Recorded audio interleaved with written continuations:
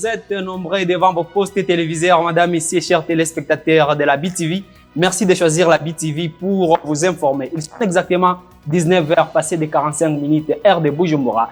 Il est même heure à Paris et 6h demain à Washington DC. D'abord, je vous donne le sommaire de ce journal. Nouveau mécanisme de paiement proposé par l'Office burundais des recettes à ses contribuables. Utiliser le numérique pour payer les taxes. Et en sport, l'équipe nationale féminine burundaise du football s'envole pour l'Éthiopie dans le but d'arracher leur ticket pour la Coupe du monde féminine de 2027. C'est tout pour les sommaires. Dans quelques instants, on entre dans les vifs de notre journal. Bienvenue si vous nous rejoignez.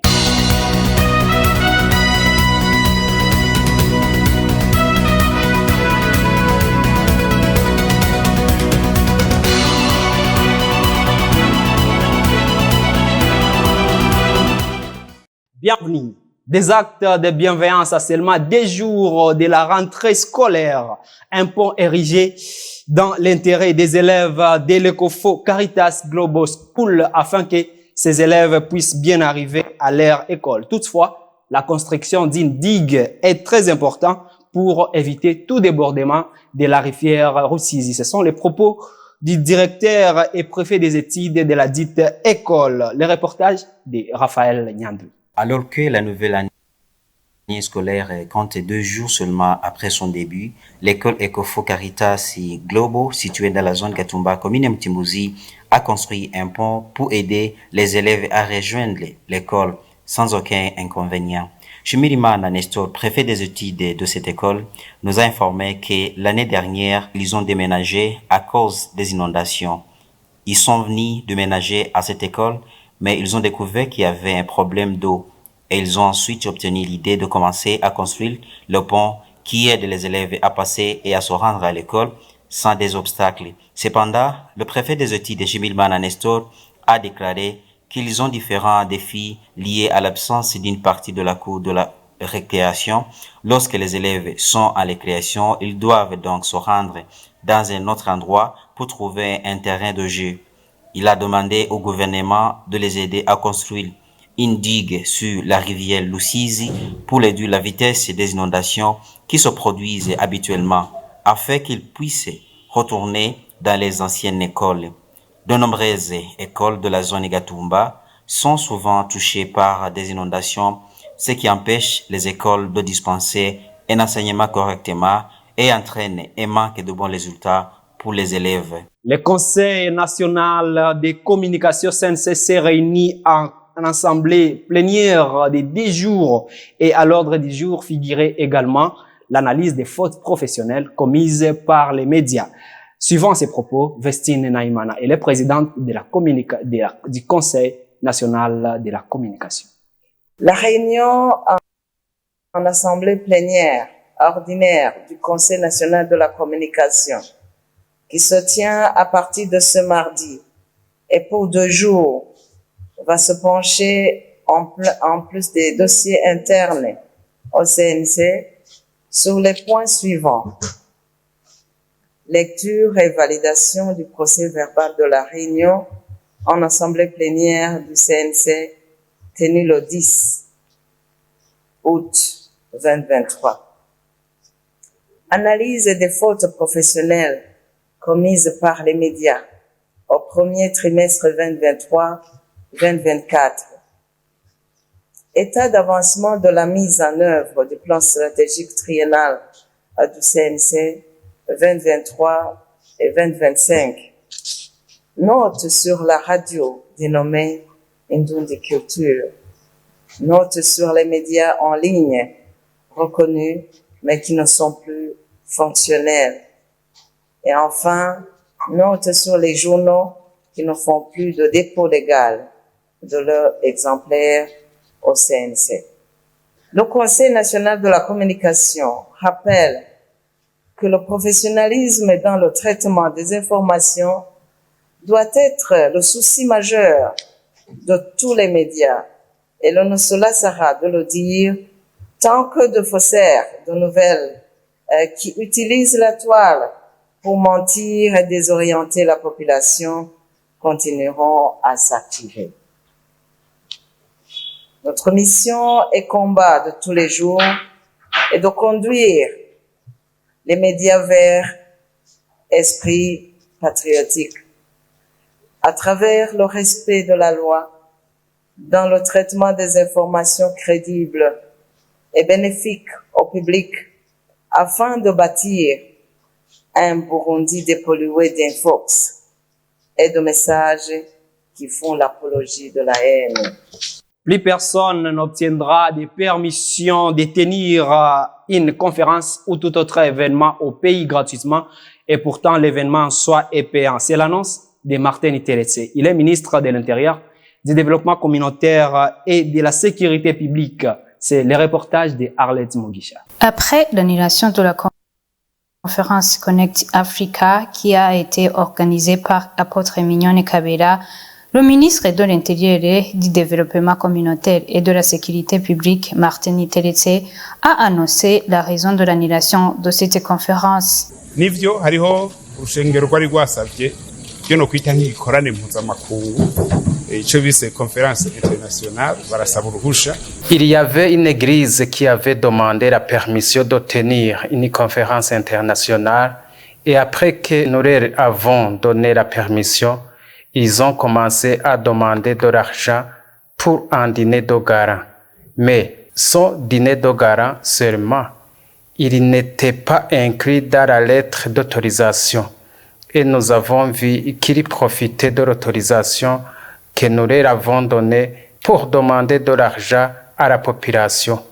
Chaque personne payait $50 et si vous n'aviez pas de dollars, vous devriez payer 200 000 francs. Et nous avons vu qu'ils voulaient prendre nos petites sommes d'argent, de dollars ou de nos francs burundais et qui nous restent. C'est facile de manipuler les citoyens burundais en utilisant la parole de Dieu.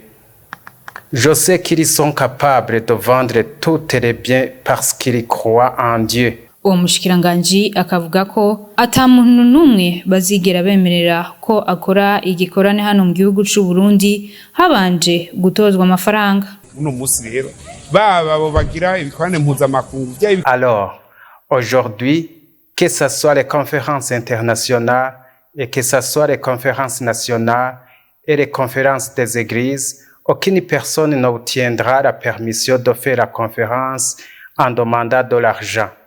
La tâche principale de l'Église n'est pas de collecter de l'argent, mais d'aider le cœur des chrétiens et de leur montrer comment ils iront au ciel s'il faut de bonnes actions. On voit qu'il s'agit d'autres façons pour voler notre argent. Donc, c'est inconcevable. Signalons que cette conférence devait se tenir du 15 au 17 septembre de cette année 2023. Comme je le disais tantôt dans le sommaire de ce journal, l'Office burundais des recettes OBR a initié un nouveau programme télépaiement, télédéclaration des impôts et taxes. Cela réduira les longues files d'attente devant les bureaux des pairs. Cela a été signalé par Stani Ngendakumana. Il est chargé de la communication au sein de cet organe. C'est le reportage de notre confrère Elvis Mounianez.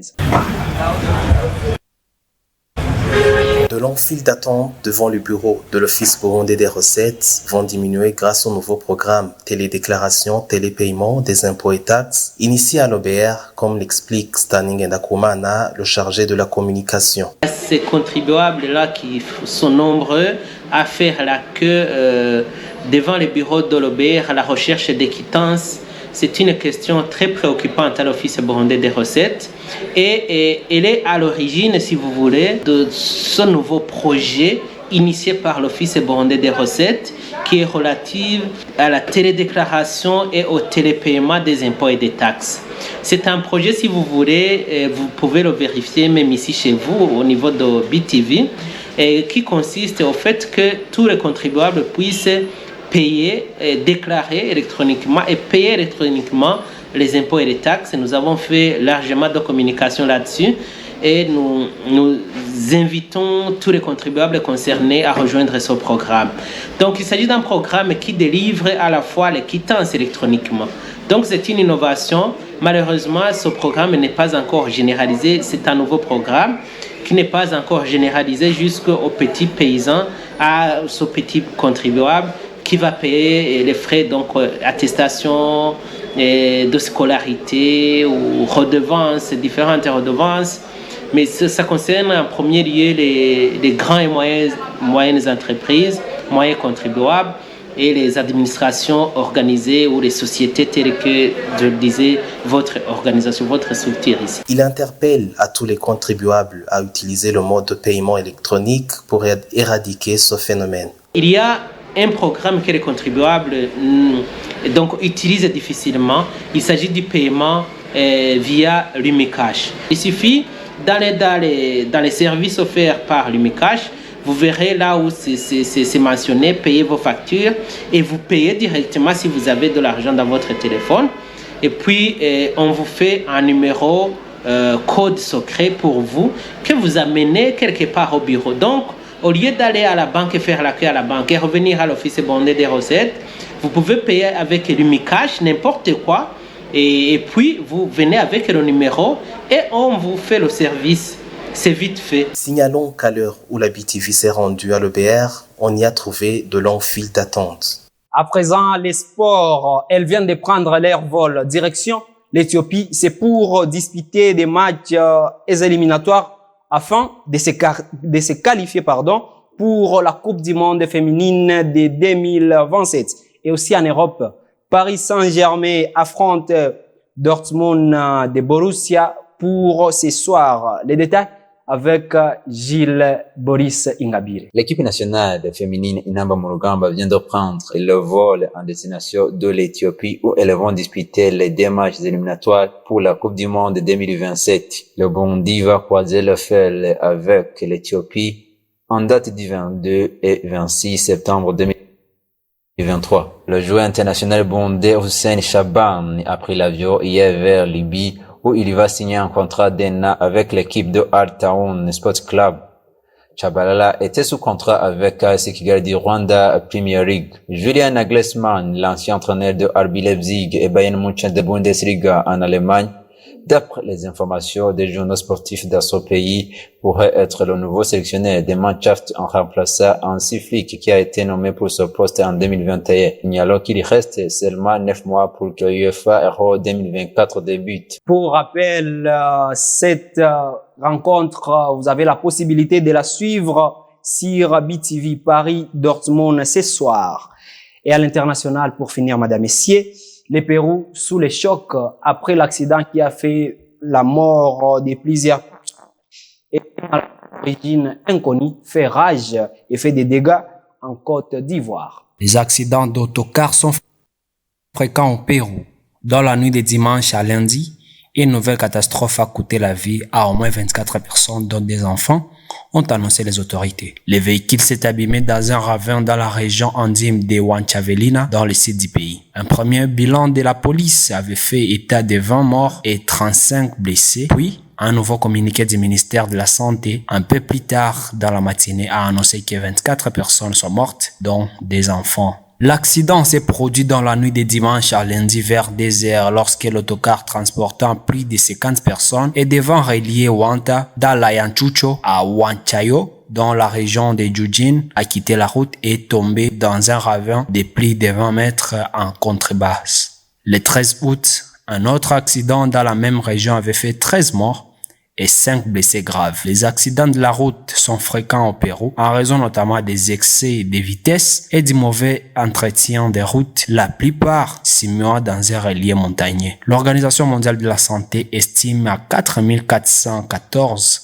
le nombre de tués sur la route au Pérou en 2019. 7 personnes sont mortes dimanche dans un village proche de Boaké où 59 autres ont été hospitalisés en raison d'une maladie d'origine inconnue, ont déclaré lundi les sources hospitalières et locales. 5 au Chou de Boaké et 2 à Nyangban. Nous avons au total 59 personnes hospitalisées au Chou de Boaké, majoritairement des enfants et quelques adolescents, fait savoir une source précisant que les symptômes de la maladie sont des vomissements et des diarrhées. Célestin Kwadi Kofi, un des proches du chef du village a indiqué que selon les rumeurs, une bouillie de maïs serait à l'origine de la contamination. Zitan Manouane Yao, la mère de la première victime, affirme avoir acheté de la bouillie qu'elle a donnée à son fils. Après une envie d'aller aux toilettes, dit-elle, il a commencé à vomir quand je lui ai donné les médicaments qu'on m'a donnés à l'hôpital de Djebounouane. Nous sommes retournés à l'hôpital et ils nous ont dit d'aller au Chou des Boaké. C'est là-bas qu'il est mort à l'âge de 3 ans, a-t-il raconté. C'est par cette note que s'achève notre journal, Madame et Messieurs. Merci de l'avoir suivi avec trop d'intérêt. Mais si vous nous avez pris en cours de diffusion, je vous rappelle les titres qui ont constitué notre journal. Nouveau mécanisme de paiement proposé par l'Office burundais des recettes à ses contribuables. Utiliser le numérique pour payer les impôts et taxes. Et en sport, l'équipe nationale féminine burundaise des sports s'envole pour l'Éthiopie dans le but d'arracher leur ticket pour la Coupe du monde féminine qui se déroulera en 2027. Merci de votre attention, Madame et Messieurs. Je vous propose encore une fois de plus de continuer avec le programme de la BTV. D'ici là, prenez soin de vous et de vos proches, car demain est une nouvelle vie. Bye bye.